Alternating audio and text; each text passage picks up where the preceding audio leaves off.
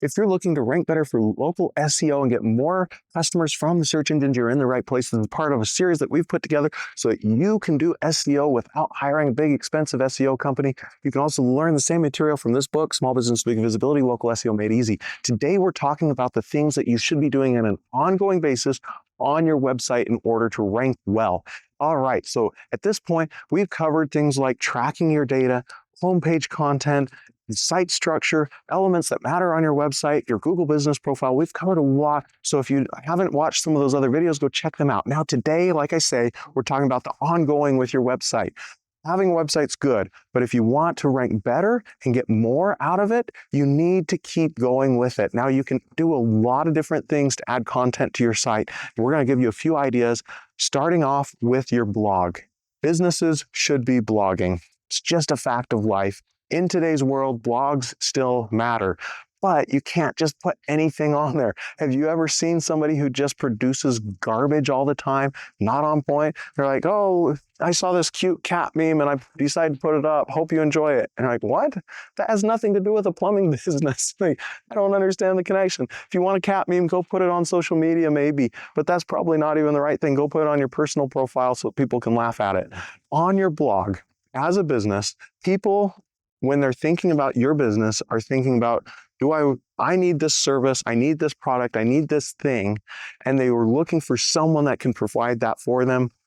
Your blog needs to reference back into that world and help people gain trust, understand that you are an expert. You know what you're talking about. You offer that service. You can help them. You can educate them while they're doing their research phase before they're ready to buy. You do those things effectively, and you as a business owner are more likely to get more customers. So how do you blog?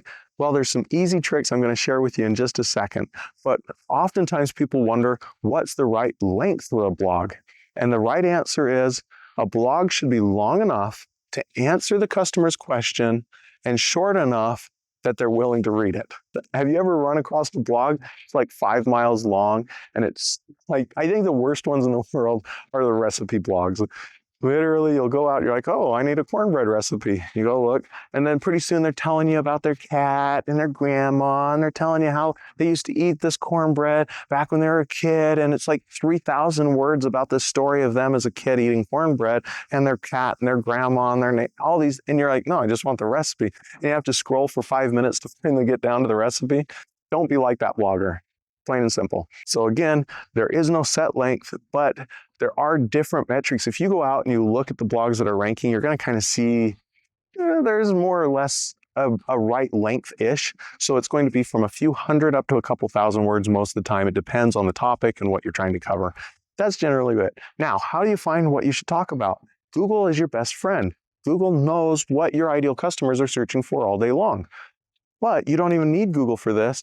You can use Google, and we'll talk about that in just a second. But the other strategy that's so easy to use is use your own brain. Like, if you're a business owner, you talk to your customers all the time. You talk to potential customers all the time. It happens naturally as you are doing business. So what questions do your potential customers ask? Think about that for a minute. Now, obviously, they're going to ask how much it costs or how long it takes, those kinds of things that are very specific to the buying process. But if you get a customer who's more in that research phase, they might ask, why would I want to use PEX pipe, or why would I want to use copper pipe? Now, I'm assuming that this is for a plumber, right?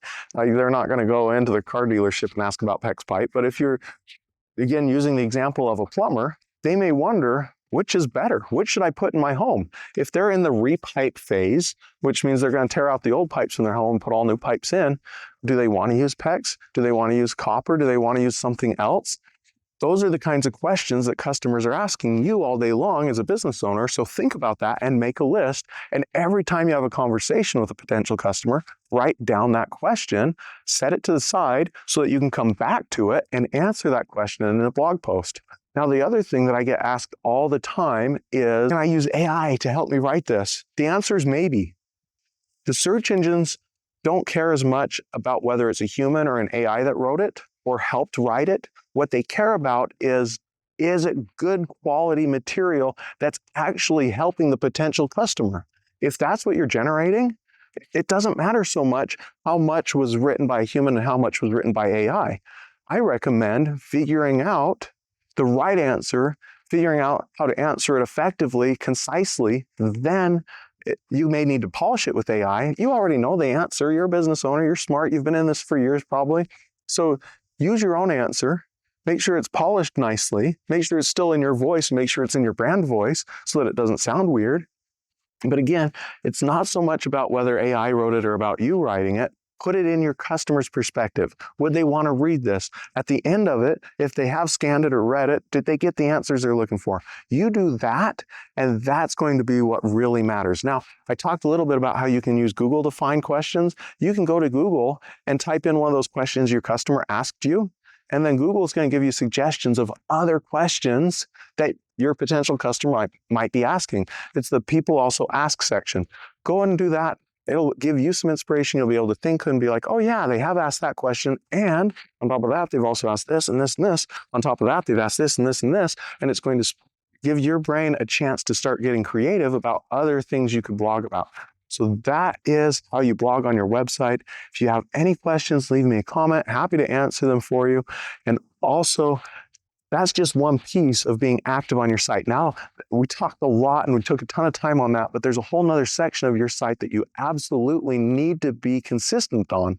That other section that you need to be consistent on is adding gallery images to your site. If your business in any way, shape, or form is one where you actually can showcase the work that you're doing. If you can do before and after, it's even better. But if you can't do before and after and you can just showcase what you're building or what you're doing as a business, put new photos on the gallery on a regular basis. Whatever you do, don't put stock photos on a gallery. It's just absurd. Google knows their stock. They're not going to feel like your consistent brand. It's just not going to work. It's not going to help you.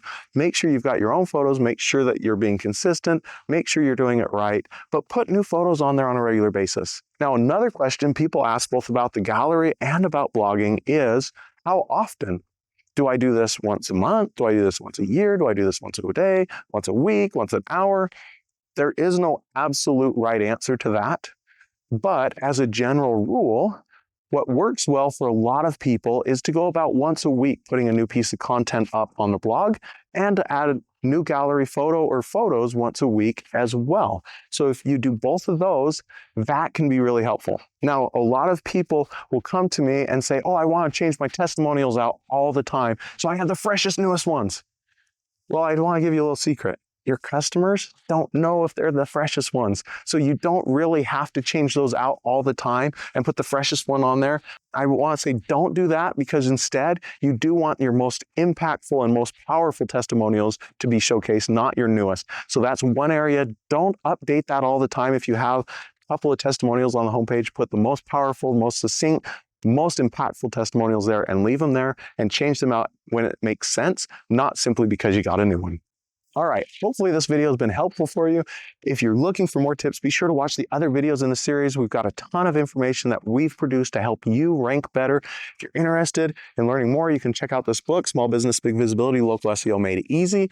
Also, we're happy to help. If you have questions, reach out to us. We're here to help you be successful so that you can get a bigger piece of the search engine pie and get more customers.